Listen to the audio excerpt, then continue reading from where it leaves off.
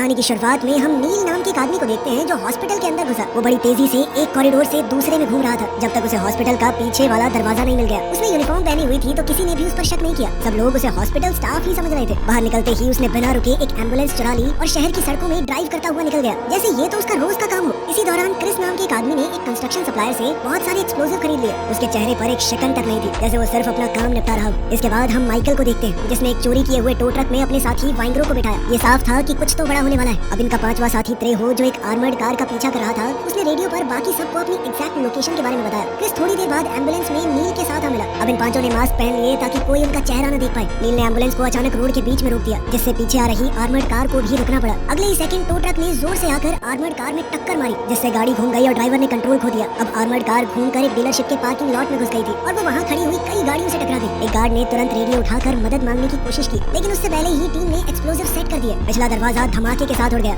आसपास खड़ी सभी गाड़ियों के शीशे तक टूट गए। इस अचानक हुए हमले से तीनों गार्ड सुन्न पड़ चुके थे और जल्दी से चोरों ने उन्हें बाहर निकलने पर मजबूर किया। क्रिस जल्दी से गया और गाड़ी के अंदर एक के बाद एक एनवेलोप चेक करने लगा। वो लोग जानते थे कि किसी भी वक्त पुलिस आ सकती है। आखिरकार क्रिस को वो एनवेलोप मिल गया जिसके लिए पूरा खेल रचा गया था। त्रेहो ने पुलिस के आने से पहले ही सड़क पर स्पाइक्स बिछा दी। वाइंग्रो गार्ड्स के हिलने डुलने से चिढ़ गया क्योंकि उसे लगा कि वो जानबूझकर उसकी बात नहीं मान रहे। उसे यह एहसास ही नहीं हुआ कि धमाके की वजह से शायद वो लोग अभी सुन नहीं पा रहे होंगे। गुस्से में आकर वाइंग्रो ने एक गार्ड को गोली मार दी। दूसरा गार्ड जैसे ही अपनी बंदूक की तरफ बढ़ा तो वाइंग्रो ने उसे भी मार डाला। फिर उसने तीसरे गार्ड पर बंदूक तानी और जैसे ही उसके साथी ने कहा उसने उसे भी मार दिया।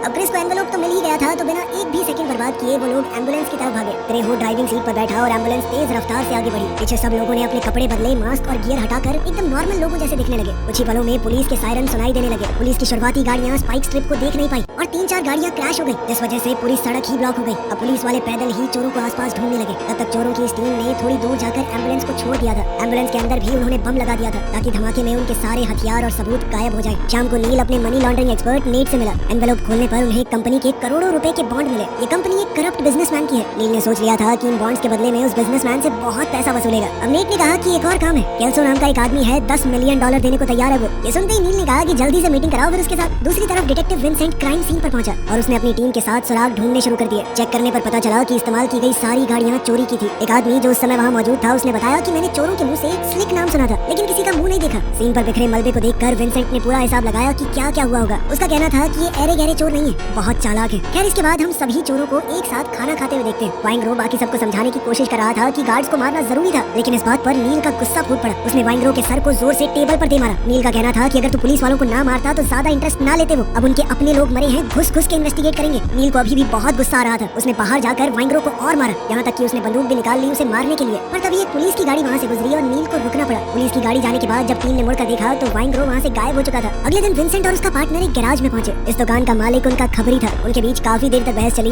जेल की धमकी मिलते ही खबरी ने बता दिया कि आज मेरा एक भाई रात को कोरिया टाउन में नील से मिलेगा। वहीं इस वक्त नील केल्सो से मिला जिसने बताया कि वो एक बैंक को लूटना चाहता है। उसे खबर मिली है कि कुछ दिनों बाद उनकी तिजोरी में 10 मिलियन कैश पड़ा होगा, यानी लगभग 90 करोड़ रुपए। नील को पहले तो ये आइडिया थोड़ा रिस्की लगा लेकिन फिर केल्सो ने बताया कि भाई देख मैं हैकर हूँ, अलार्म को 15 मिनट तक बंद कर सकता हूँ, इतने में तो तू और तेरे लोग वहाँ से निकल जाएंगे। ये सुनकर नील काम करने के लिए मान गया। घर लौटने के बाद नील ने देखा कि क्रिस उसके घर पर फर्श पे सो रहा है। सबसे पहले नील ने उसकी पत्नी को फोन करके बताया कि ठीक है तुम्हारा पति यही मेरे घर पे सो रहा है और फिर क्रिस के लिए कॉफी बनाई। क्रिस की शादी कुछ खास बढ़िया नहीं चल रही थी। कल रात भी उसकी शार्लेट से लड़ाई हो गई। नील को तो शक था कि तुझे धोखा तो नहीं दे रही हूँ लेकिन क्रिस ने इस बात को नकार दिया। बाद में नील ने उस करप्ट बिजनेसमैन रॉजर को फोन करके एक मीटिंग सेट की, वही जिसके बॉन्ड उन्होंने चुराए थे। वहीं आसपास देखते हुए उसने शार्लेट को एक होटल रूम से किसी और आदमी के साथ निकलते देखा। गुस्से में नील कमरे में घुसा और शार्लेट को दीवार की तरफ धकेल दिया। शार्लेट ने कहा कि मैं कुछ काम से यहाँ पर आई थी लेकिन नील ने कहा कि क्रिस को एक आखिरी मौका देकर देखो। उसने कहा कि अगले काम से बहुत ज्यादा पैसा आएगा, अगर वो भी उसने उड़ा दिया ना तो मैं सजा दूंगा उसे। उधर कोरिया टाउन में विंसेंट क्लब गया और खबरी के भाई से मिला। वहाँ उसे एक आदमी के बारे में पता चला जो बड़ी बड़ी चोरियां करता है। उसका निकनेम है स्लिक। ये नाम सुनते ही विंसेंट के कान खड़े हो गए। उसने जल्दी से अपने साथियों को इन्फॉर्म किया। अब एक खाली ड्राइव इन थिएटर में नील रॉजर के ड्रॉप मैन से मिला और गाड़ियों में बैठे बैठे बात शुरू हुई। तब एक आदमी चुपके से पास आया और नील पर गोली चलाने की कोशिश की लेकिन छुपे हुए क्रिस ने पहले ही बता दिया और नील ने गाड़ी रिवर्स में डालकर आदमी की टांग को चल दी। इधर नील गाड़ी आगे बढ़ाता रहा, उधर क्रिस ने पीछे से फायरिंग शुरू कर दी। ड्रॉप मैन ने भी तुरंत रफ्तार बढ़ाई और अपने साथी को वहीं छोड़कर निकल गया। पीछे रह गए कातिल ने नील की गाड़ी पर गोली चलाने की कोशिश की लेकिन तभी नील और क्रिस दोनों ने एक साथ फायरिंग शुरू कर दी। गोलियों की बारिश के बीच नील ने सीधा गाड़ी उस आदमी पर चढ़ाकर उसे कुचल दिया। थिएटर से निकलता हुआ ड्राइवर लगभग बच ही गया था लेकिन माइकल ने सही वक्त पर निशाना लगाया और उसे गिरा दिया। सब कुछ शांत होने के बाद नील ने पेमेंट का एनवेलोप खोला तो उसके चेहरे का रंग बदल गया। अंदर पैसों की जगह सिर्फ बेकार कागज भरे हुए थे। गुस्से और नफरत से भरे हुए नील ने तुरंत रॉजर को कॉल किया, डील कैंसिल की और कसम खाई कि तुझे तो जिंदा नहीं छोड़ूंगा। उस रात नील और उसके दोस्त अपनी पत्नियों और बच्चों के साथ डिनर करने बैठे बिना ये जाने कि पुलिस उन पर नजर रखे हुए थी। पुलिस क्रिस और माइकल को पिछले केसेस से पहचान पहचान रही थी, लेकिन नील अभी भी उनके लिए एक अनजान चेहरा था। इसी बीच वाइनग्रो एक मोटेल रूम में एक औरत के साथ था। काम खत्म होने के बाद उसने अपनी असली पहचान बताई। वो एक ऐसा सीरियल किलर था जो रात को काम करने वाली औरतों को अपना निशाना बनाता था। पल भर में ही उसने उस औरत को मार दिया। थोड़ी ही देर बाद पुलिस क्राइम सीन पर पहुंच गई। विंसेंट को विक्टिम की मां को लाश के पास आने से रोकना पड़ा। मां का दर्द देखकर विंसेंट ने उसे संभालने की पूरी कोशिश की, लेकिन उस बेचारी ने अभी अभी अपनी बेटी को खोया था। वो कैसे रुकती। खैर कुछ रातों बाद विंसेंट और उसकी टीम एक वैन में छुपकर एक खदान के पास इंतजार कर रही थी। माइकल वहीं एक पोल पर चढ़कर अलार्म सिस्टम डीएक्टिवेट कर रहा था। नील बाहर खड़ा होकर देख रहा था कि कोई आ तो नहीं रहा, जबकि क्रिस ताला तोड़कर अंदर घुसा और तिजोरी तक पहुंच गया। वो कुछ खास औजारों का इस्तेमाल करके तिजोरी को तोड़ने की कोशिश करने लगा, पर तभी एक पुलिस वाला बैठा और उसकी बंदूक से आवाज हो गई। नील ने तुरंत ये आवाज पहचान ली और बिना वक्त गवाए अंदर घुसकर कहा कि हम लोग जल्द से जल्द निकल रहे हैं। अब तीनों बिना कुछ चोरी किए वहाँ से निकल गए। विंसेंट ने अपने आदमियों को अरेस्ट करने से रोका, क्योंकि सिर्फ ताला तोड़कर अंदर घुसने के जुर्म में उन्हें कुछ महीनों की सजा होती और फिर वो छूट जाते। विंसेंट चाहता था कि इन लोगों को किसी बड़े जुर्म में अंदर करूं। अगले दिन विंसेंट और उसकी टीम ने शार्लीन के लवर को पकड़कर पूछताछ शुरू की। उधर नील ने टीम को बताया कि पुलिस वालों ने शायद हमारे फोन्स को टैप कर रखा है और थोड़े समय के लिए अंडरग्राउंड होना ही सही रहेगा। लेकिन क्रिस के ऊपर पैसों का प्रेशर था और उसने नील को जैसे तैसे कैल्सो वाला काम करने के लिए मना लिया। अब टीम एक जगह पर प्लान बनाने पहुंची और पुलिस वाले दूर से ही उन पर नजर रखे हुए थे। जब पूरी गैंग वहाँ से चली गई तो पुलिस ने समझने की कोशिश की कि ये क्या प्लान बना रहे हैं। वहाँ पर चोरी लायक कुछ भी नहीं था। तब विंसेंट को समझ आया कि ये तो सिर्फ एक जाल था, ताकि उन्हें हमारे होने का पता चल जाए। क्रेन के ऊपर से नील ने पूरी पुलिस टीम की तस्वीरें खींच ली। उस रात नील नेट से मिला, जिसने उसे सभी पुलिस वालों की इन्फॉर्मेशन और उनका काम करने का तरीका बताया। नेट ने कैल्सो से भी बैंक हाइस्ट के बारे में बात की। ये सब समझने के बाद नील ने हिसाब लगाया कि रिस्क लेने लायक है ये काम। इस वक्त विंसेंट सर्वेलेंस हेलीकॉप्टर में बैठकर नील का पीछा कर रहा था। काफी देर बाद उसे नील दिखा और वो चॉपर छोड़कर गाड़ी में आ गया। अब विंसेंट नील का पीछा करने लगा, लेकिन नील ने जानबूझकर गाड़ी साइड में लगा दी। अब विंसेंट नील के पास गया और उसे अपने साथ कॉफी पीने के लिए बुलाया। रेस्टोरेंट में बैठकर दोनों अपनी पर्सनल जिंदगी के बारे में बातचीत करने लगे कि कैसे उनकी नौकरी ही उनकी पूरी जिंदगी बन चुकी है। अचानक विंसेंट ने कहा कि मुझे लोगों को मारना पसंद नहीं है, लेकिन अगर तुम निर्दोष लोगों को मारने लगोगे तो क्या करें हम। नील ने भी सीधा जवाब दिया कि क्या करें, पापी पेट के लिए करना पड़ता है।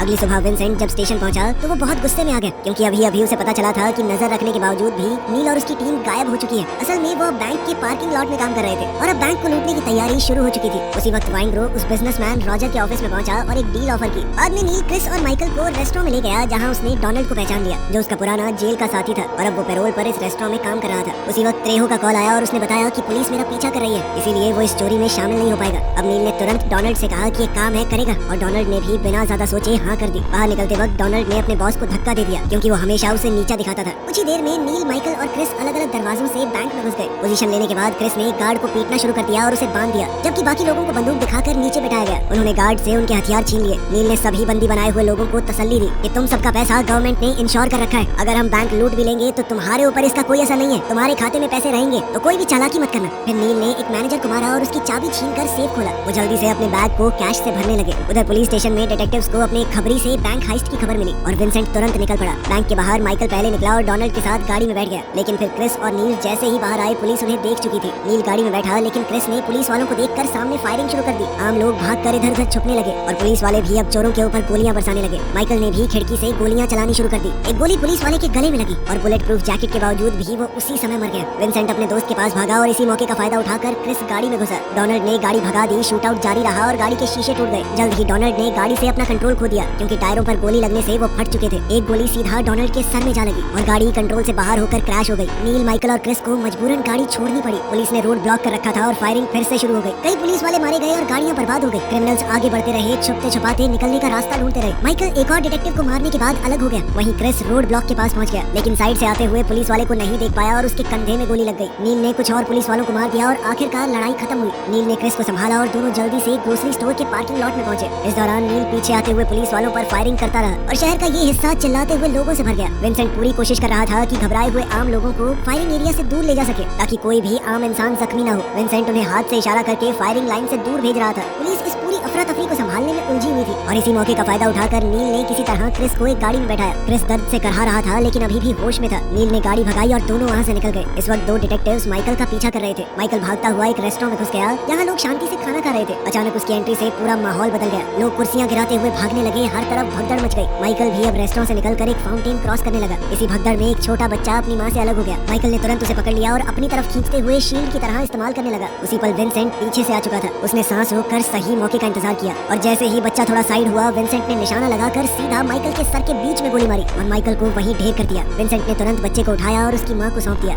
जब इस हाइस्ट की खबर न्यूज चैनल पर चलने लगी तो डोनाल्ड की गर्लफ्रेंड को उसकी मौत का पता चला। वो तो जानती भी नहीं थी कि डोनाल्ड ऐसा कुछ कर रहा है। उधर शार्लीन भी टीवी देखकर समझ चुकी थी कि उसका पति बहुत बड़े खतरे में है। नील क्रिस को अपने पुराने डॉक्टर दोस्त के पास ले गया। डॉक्टर ने गोली निकाली, जख्म साफ किया और दवाई दी। उसने बताया कि गोली ने हड्डी तोड़ दी है, इसे आराम की जरूरत है। नील ने सिर्फ इतना सुना और तुरंत मना कर दिया। उसने कहा कि अभी वक्त नहीं है आराम करने का। अब उन्होंने डॉक्टर से कुछ कपड़े लेकर अपना होलिया बदला और फिर नील ने क्रिस को समझाया कि नेट तुझे लेने आएगा, हमें शहर छोड़ना पड़ेगा, लेकिन तब तक छुप कर रहना। नील को अब एक नया प्लान बनाना था, क्योंकि उसे पूरा यकीन था कि त्रेहो पुलिस के साथ मिल चुका है। उसने यहाँ से निकलने का पूरा प्लान बता दिया होगा। लेकिन क्रिस कहने लगा कि मैं शार्लीन और अपने बच्चे के बिना कहीं नहीं जाऊंगा। उसकी आवाज में दर्द और जिद दोनों थे। नील ने उसे ठंडे दिमाग से समझाया कि शार्लीन को कोई नहीं कुछ करेगा, उसे साथ लेके जाएंगे तो ज्यादा बड़ा खतरा है। उसी वक्त शार्लीन अपने लवर को फोन करके कह रही थी कि मुझे और मेरे बच्चे को कहीं दूर ले चलो। वहीं नील चुपके से त्रेहो के घर में घुसा। उसके हाथ में बंदूक थी और आंखों में सिर्फ शक। बेडरूम में जाते ही उसने त्रेहो की पत्नी को मरा हुआ पाया। आगे बढ़ते हुए उसे त्रेहो जमीन पर लहूलुहान मिला। अब पूरा सच सामने आ गया। वाइंग्रो और रॉजर ने त्रेहो को मजबूर किया था कि वो पुलिस को इन्फॉर्मेशन दे। उसकी पत्नी उसके परिवार को नुकसान पहुंचाने की धमकी देकर। जब नील ने उसे बताया कि उन्होंने तेरी पत्नी को वैसे भी मार दिया, ये सुनकर त्रेहो पूरी तरह टूट गया और नील की तरफ इशारा किया। नील समझ गया कि उसका दोस्त क्या चाहता है और उसे भी गोली मार दी। अब बाहर निकलते ही नील ने नेट को कॉल किया। उसने कहा कि क्रिस को उठाकर निकल जल्दी से, और साथ ही रॉजर का एड्रेस मांगा। उधर विंसेंट और उसकी टीम एक अपार्टमेंट का दरवाजा तोड़कर अंदर घुसी। विंसेंट ने गुस्से में अंदर मौजूद आदमी को बालकनी का शीशा तोड़ते हुए बाहर फेंक दिया।